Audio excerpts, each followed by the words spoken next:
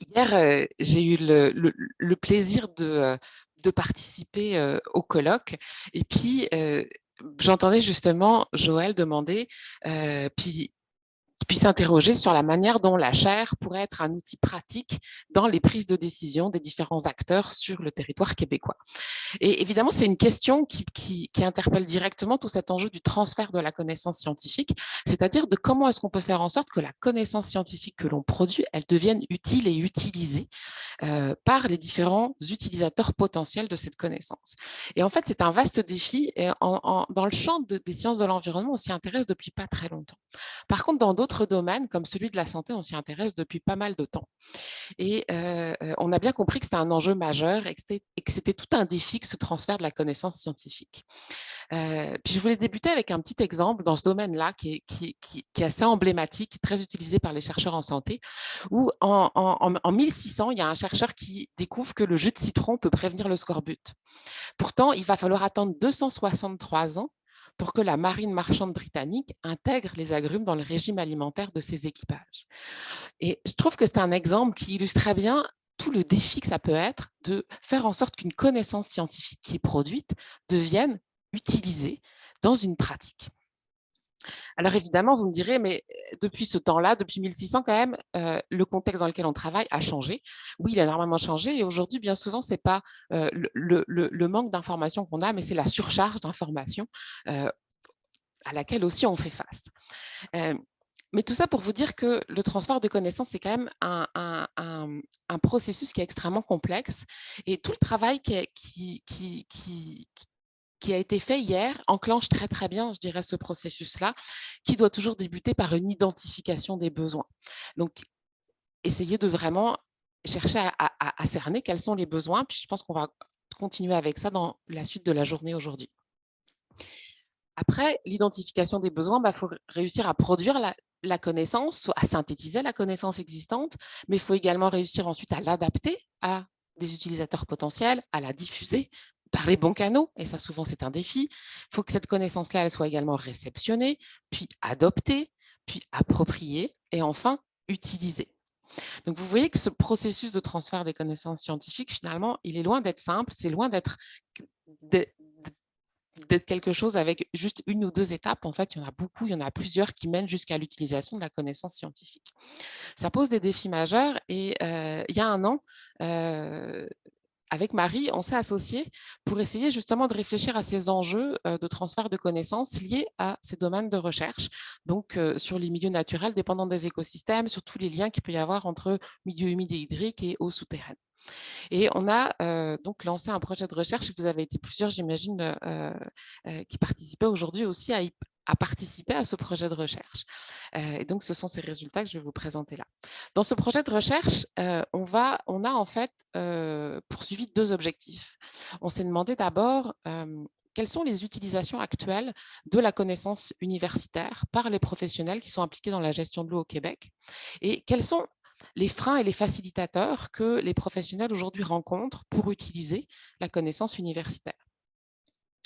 Et notre deuxième objectif, c'était de voir dans quelle mesure est-ce qu'on peut commencer à identifier les principaux besoins en connaissances universitaires sur les connexions milieux humides et hydriques et eaux souterraines de ces mêmes professionnels. Pour ça, on a donc lancé un questionnaire en ligne. On l'a envoyé à plus de 1500 professionnels qui travaillent dans des organismes publics, parapublics et privés qui travaillent sur l'eau au Québec. On a eu 245 questionnaires qui ont été complétés et valides.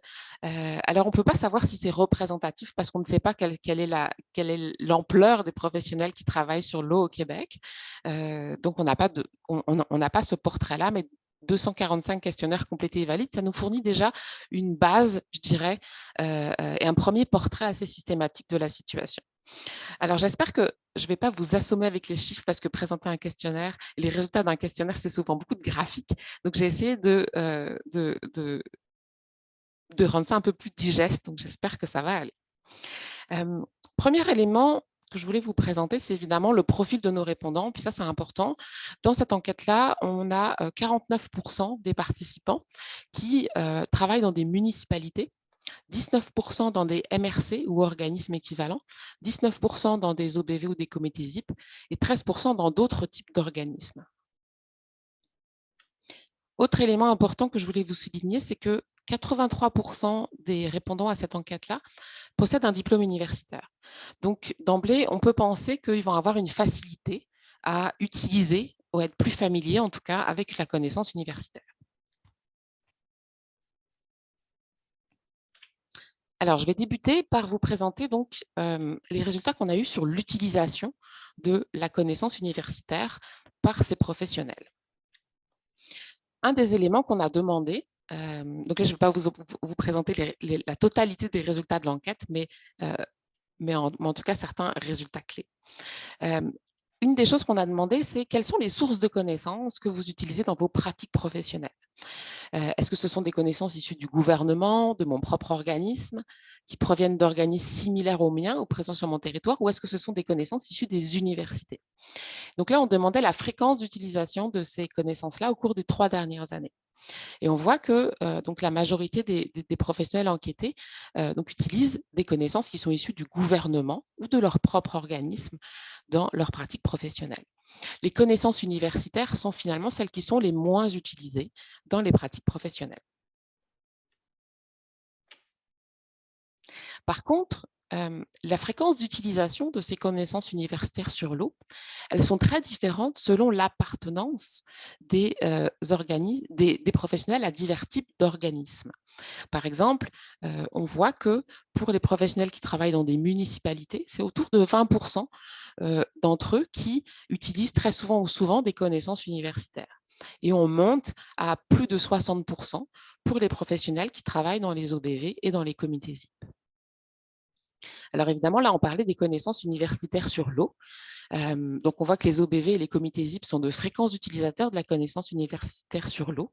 Alors qu'ils utilisent de la connaissance sur l'eau, évidemment, c'est dans leur mandat, c'est dans leur mission. Mais a priori, rien ne les obligeait à utiliser de la connaissance universitaire. L'autre chose sur laquelle on s'est interrogé, c'est par quels moyens est-ce que les professionnels ont accès à la connaissance universitaire. Donc, on leur a proposé différents types de moyens d'accès. Et on s'est surtout interrogé sur, parmi tous ces moyens d'accès à la connaissance universitaire-là, lesquels sont les plus utiles. Donc, on leur a demandé, est-ce que c'est de lire des rapports de recherche, des articles? Est-ce que c'est de lire des textes vulgarisés, de participer à des conférences ou des congrès, de participer à des ateliers, d'utiliser des données produites par des chercheurs, de participer à un projet de recherche universitaire, d'avoir des contacts directs avec des chercheurs ou de visionner des vidéos dans lesquelles un chercheur a présenté ses recherches. Et ce qui ressort, c'est assez intéressant, c'est d'abord que les moyens d'accès à la connaissance universitaire qui sont jugés les plus utiles varient beaucoup d'un type d'organisme à l'autre. Et donc, par exemple, on voit que pour les MRC et les organismes équivalents, les moyens d'accès à la connaissance universitaire qu'on juge les plus utiles, ce sont davantage les conférences, les ateliers, l'utilisation de données et puis les rapports et la lecture d'articles. Par contre, pour les municipalités, là, on est beaucoup plus dans l'utilisation de textes vulgarisés et dans une moindre mesure des rapports de recherche, articles, mémoires et thèses.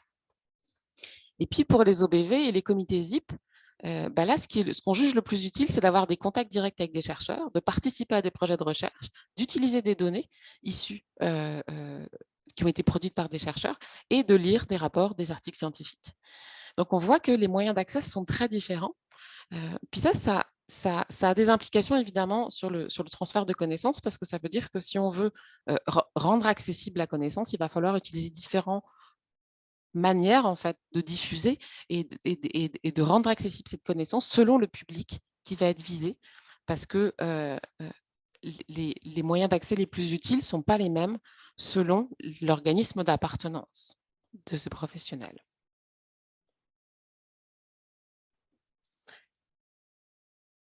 Alors, l'autre élément, évidemment, qui nous a intéressés, c'est de chercher à comprendre quels sont les facteurs qui influencent l'utilisation de la connaissance universitaire.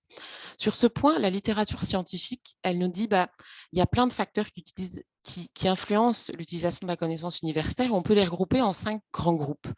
Il y a tout d'abord tout un ensemble de facteurs qui sont liés à la connaissance universitaire elle-même. Est-ce qu'elle est complexe? Est-ce qu'elle est à la bonne échelle, par exemple? Il y a un ensemble d'autres facteurs qui sont liés à la manière dont on produit et où on transmet la connaissance. Par exemple, si je coproduis de la connaissance avec des partenaires, elle sera probablement beaucoup plus accessible. Et puis, il peut y avoir également dans ce groupe-là tout un ensemble de facteurs liés à l'accessibilité physique à la connaissance. Il y a également des facteurs qui sont liés aux professionnels eux-mêmes. Donc, par exemple, est-ce que dans leur métier, ces professionnels ont le temps pour consulter des connaissances universitaires? Et puis, est-ce qu'ils ont les compétences, par exemple? Il y a d'autres facteurs liés aux organisations dans lesquelles travaillent ces professionnels. Par exemple, est-ce que l'organisation va aider par des ressources humaines, financières ou techniques à l'utilisation de la connaissance universitaire? Est-ce qu'elle a également un agenda politique qui va l'amener à ça? Et puis, il y a plus globalement le contexte sociopolitique dans lequel on travaille, qui va avoir une influence sur cette utilisation de la connaissance universitaire. Comme par exemple, est-ce que dans ma région, j'ai une coordination des acteurs qui va faciliter l'accès à la connaissance universitaire parce que régionalement, il y a quelqu'un qui le fait beaucoup puis qui participe à ce partage de la connaissance universitaire avec d'autres acteurs. Ou encore, est-ce que là aussi, il y a une exigence réglementaire qui va faciliter l'utilisation de la connaissance universitaire. Vous voyez, c'est assez complexe et global, ces facteurs-là. Donc, dans notre enquête, on a pris les principaux facteurs, puis on a demandé aux gens de coter leur degré d'accord avec des énoncés qui reflètent donc l'influence que peuvent avoir ces différents facteurs-là sur l'utilisation de la connaissance universitaire. Ce qu'il en est ressorti, c'est d'abord un ensemble de consensus. Donc là, tout le monde est d'accord ou tout à fait d'accord avec le fait, par exemple, que la connaissance universitaire, c'est une connaissance fiable, précise, valable et de haute qualité. Alors évidemment, ça engendre de grandes responsabilités et de grands devoirs pour les chercheurs quand ils produisent de la connaissance scientifique parce qu'on en a énormément confiance.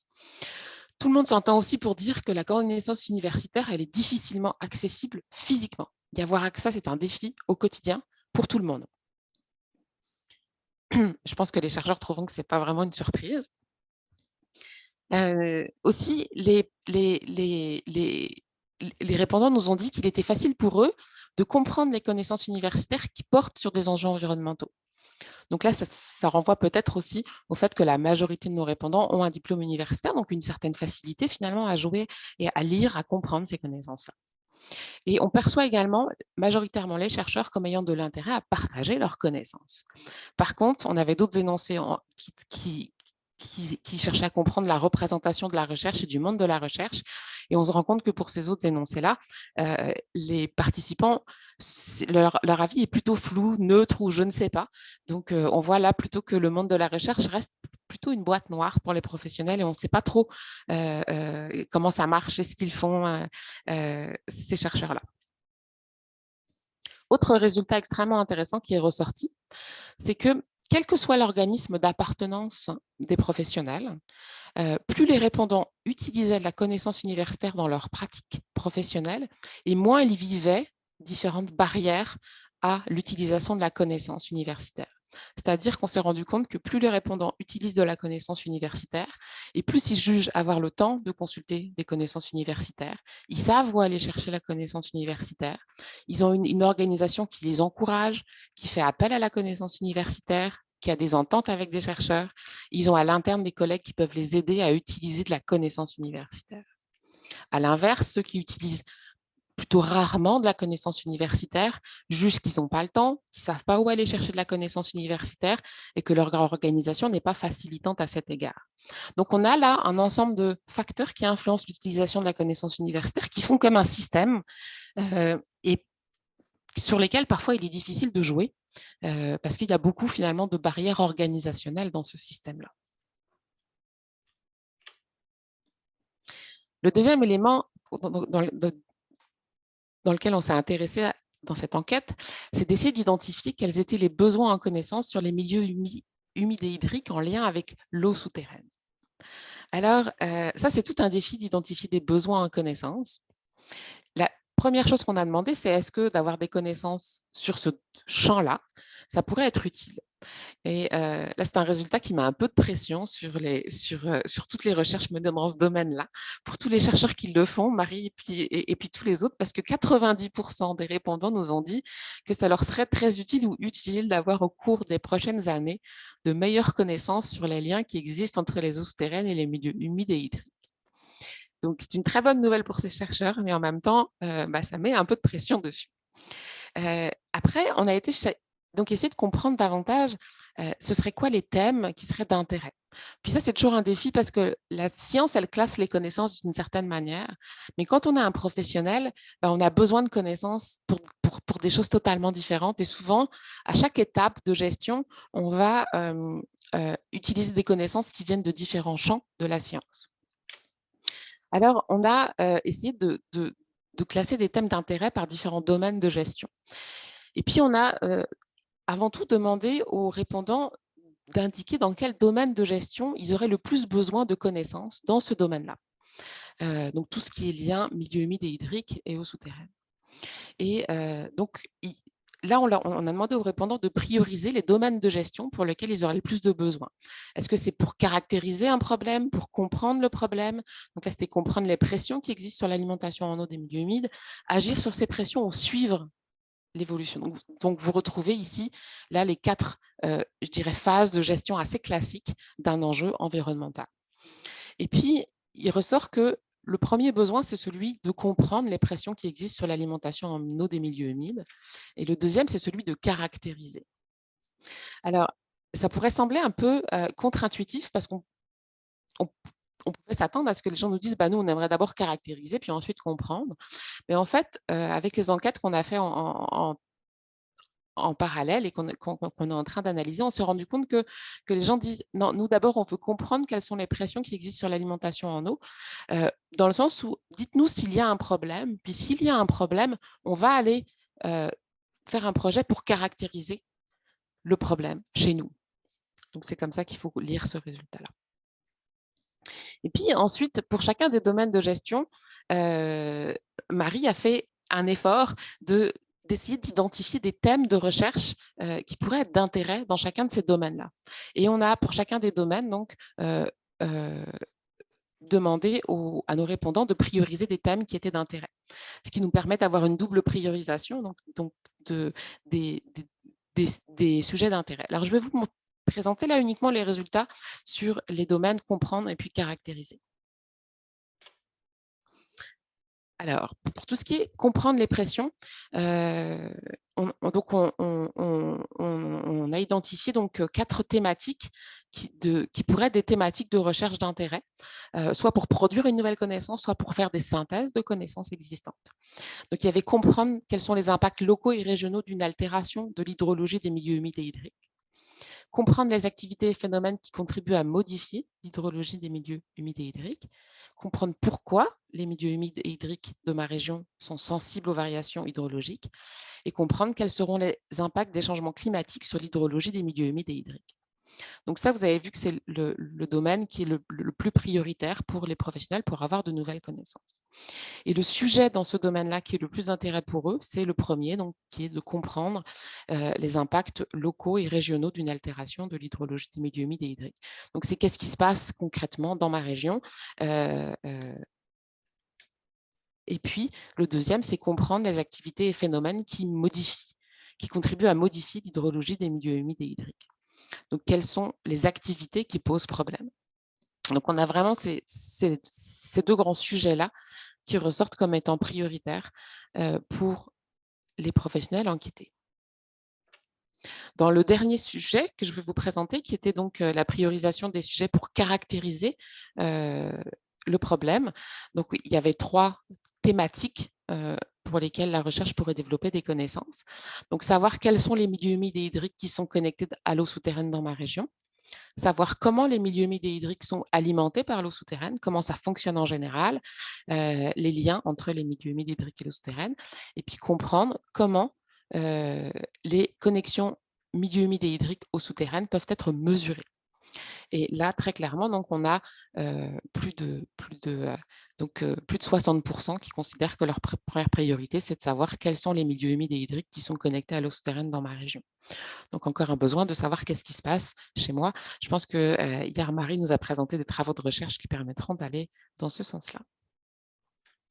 Moi, qui contribueront largement. Alors, pour conclure, qu'est-ce qu'on peut un peu retenir de cette enquête? Donc, sachez que là, les résultats vont être rendus disponibles sur le site de la chaire de Marie, également sur mon site web. Donc, on va rendre disponibles ces résultats. On va l'envoyer à tous ceux qui l'ont demandé. Donc, on a fini le rapport, on va pouvoir le diffuser. Peut-être que vous allez également trouver, en tant que professionnel, des informations intéressantes sur l'utilisation de la connaissance universitaire pour des acteurs avec qui vous aussi vous travaillez.